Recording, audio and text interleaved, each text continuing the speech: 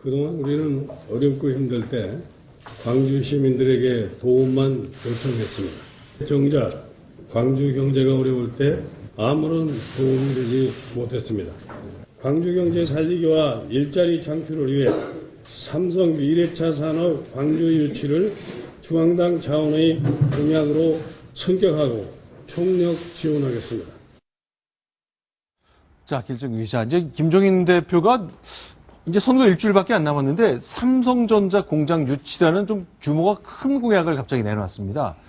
자, 이게 광주 전체를 염두에 둔 거겠죠? 뭐 양양자구 한 명이라기보다는. 그렇습니다. 저기서 김종인 대표가 아까 얘기했지만 중앙당 차원의 공약으로 승격시킨다고 하지 않았습니까? 네. 이게 원래 양양자, 삼성전자 임원 출신인 양양자 후보가 지역에서 개별적으로 내놓은 3조 원 투자 유치, 일자리 2만 개 창출 공약을 확대한 겁니다. 그걸 이제 김종인 대표가 광주의 전체 메시지로 주기 위해서 본인이 직접 처음으로 당 대표가 지역 공약을 중앙당 공약으로 승격시킨다고 발표를 한 거죠. 이남희 시장, 지금 보이는 게 무슨 자동차 부품이지만 전기 요소가 많이 들어간 건데 삼성이 저걸 만들겠다는 건가요? 네, 삼성전자가 지난해 말이죠. 바로 이제 삼성의 새로운 미래 먹거리로 차를 만들 때 들어가는 여러 가지 전기차 부품들이 있는데 네. 전장 사업부를 신설을 하겠다 이렇게 얘기를 했습니다. 그래서 바로 삼성전자가 만드는 그 전장 사업부 그 공장을 바로 광주에서 유치하도록 돕겠다.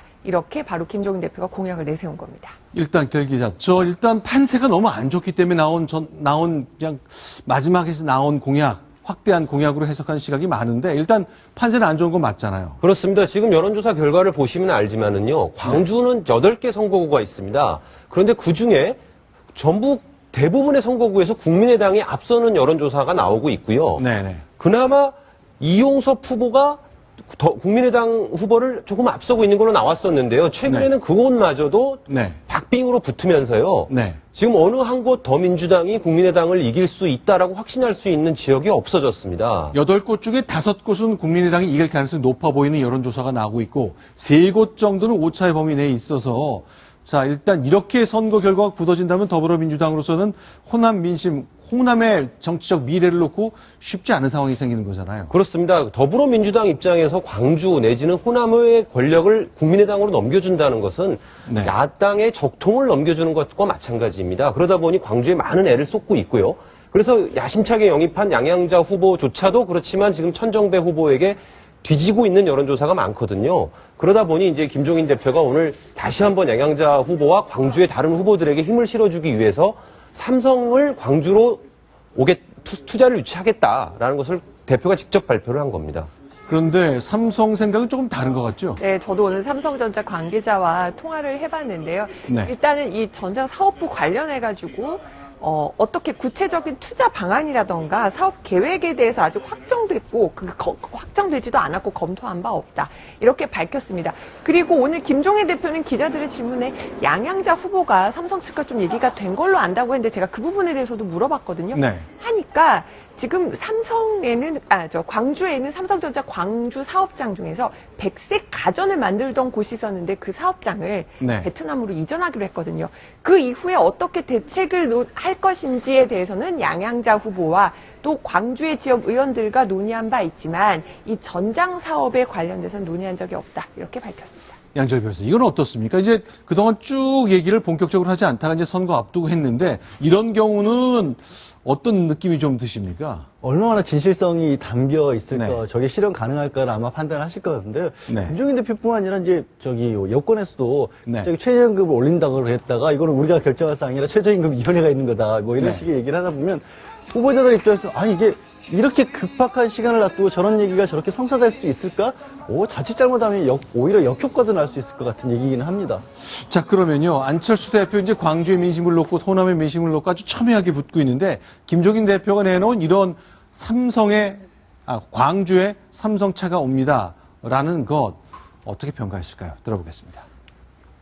정당이 선거를 앞두고 특정 기업의 이전이나 이런 쪽을 공장 유치나 이런 것들을 이야기한다는 게 정치가 시키면 기업이 무조건 따라할 거라고 생각하는 오공식 발상 아닌가 싶습니다. 저 대목은 상당히 일리가 있는 지적이라고 봅니다. 네. 만일에 지금 이것이 시도지사 선거, 네. 그래서 광주시장 후보가 네. 내가 시도지사가 되면 최대한 어떤 삼성이 여기 와서 어떤 사업을 할 수 있도록 각종 세제 혜택이나 뭐 어떤 그 메리트를 주어서 네. 여기 올 수 있도록 최대한 편을 해서 유치할 수 있는 데 도움이 되도록 하겠다. 그래서 이것은 비교적 실현 가능한 어떤 공약일 수도 있지만 지금 이것은 국회의원 선거인데 네. 어떤 정부 정책을 직접적으로 집행하는 데가 아닌 야당에서 어떤 데가 삼성전자가 여기 오게끔 하겠다.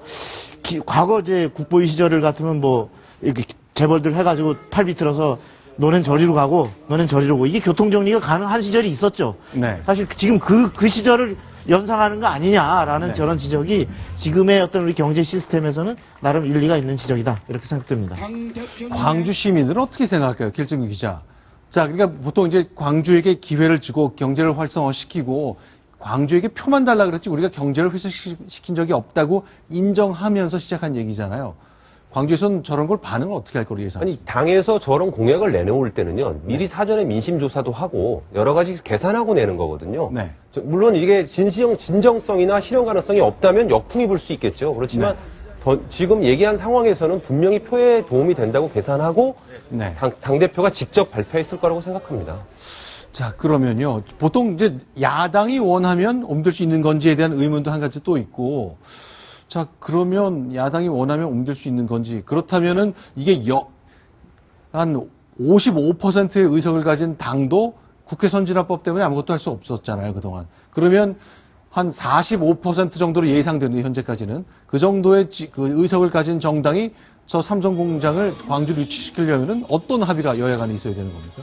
아니 이거는 의석의 문제가 아니고요. 네. 예를 들어서 그 과반수를 갖고 있는 여당이라도 마찬가지입니다. 네. 저기에 전장 사업을 광주에서 할 것인가 말 것인가는 삼성이 전적으로 그것이 투자 대비 효율성이나 이 부분을 갖고서 결정할 문제지 여야가 합의를 해서 삼성 여기 오게 만들자 팔 비틀자 이거는 합의가 성립될 수 없는 거고요. 근데 가령 이제 뭐 세제를 바꾼다거나 아니면 예를 들어서 우지를 더 싸게 올 수 있도록 특별법을 만들거나 그렇죠. 어떤 그런 세제 혜택을 주거나 네. 이런 걸 할 수 있지만 그것도 역시 다른 재벌과 다른 기업들과의 어떤 형평성이나 네. 법의 원칙이 있는 거지 특별법이라는 것도 무한정 만들 수 있는 게 아니고 특히나 지금 김종인 대표가 얘기하는 경제민주화 네. 재벌에 대해서 특권 주지 않고 어떤 공정하게 하겠다 이런 부분과 관련해서는 또다시 논란이 있을 수 있는 대목인데 네. 그 논란을 충분히 알면서도 일부러 이 논란 자체가 지금 어려운 광주 상황에서 신락 같은 어려운 광주 시민들의 경제 상황에서 그나마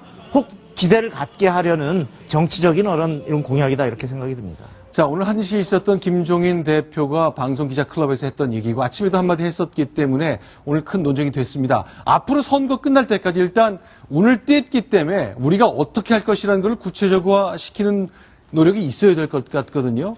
과연 오늘 운을 뗀 것 이외에 무엇을 더 할 수 있을지 그것에 대해서 유권자와 다른 정당들 그리고 우리 국민들은 어떻게 평가할지 좀 앞으로 일주일 안에 여러 가지 곡절과 고비가 좀 있을 것 같네요. 자, 그러면 길증규 기자, 오늘 이제 더불어민주당 매번 회의할 때마다 위치 선정에 있어서 여러 가지 섬세한 정치적 고려를 하는데 오늘은 용산에서 했네요.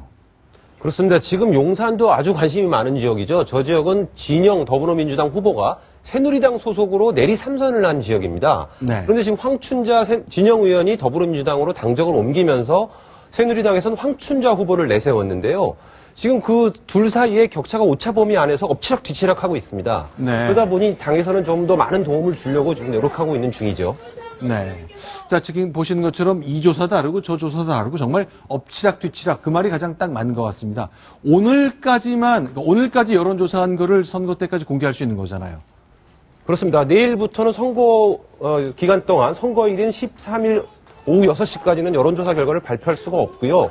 발표를 하더라도 오늘까지 조사한 결과만 가지고 공표할 수 있습니다. 자, 오늘 이제 김종인 대표 화면에 보시는 대로 방송기자클럽을 찾아서 기자들의 질문에 많이 답했는데 김종인 대표가 늘 내놓는 사람 평가 늘 좀 짰습니다. 후하게 뭐 좋은 사람, 훌륭한 사람 이렇게 하는 덕담은 잘 안 보이는 분인데 오늘 안철수 대표와 관련해서 자신의 얘기를 다시 한번 내놨습니다. 이번에 좀 평가가 달라졌을까요? 들어보겠습니다. 국민들의 여론에 대한 환상이 끊임없이 계속되고 있는 분이라고 난 봐요.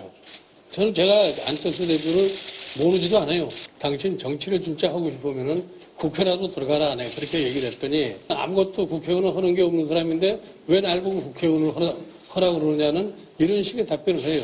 그 사람이 변화가 보이지도 않더라고요.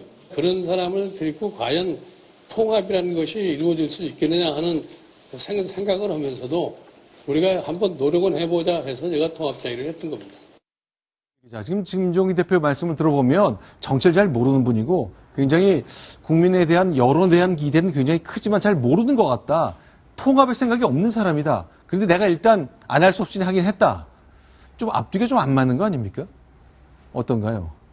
지금 김종인 대표는 초지일관, 네. 뭐 당대당 차원의 어떤 전략적, 전술적 연대는 없다고 밝혀왔지 않습니까? 네. 그 얘기를 다시 한번 반복한 것 같고요.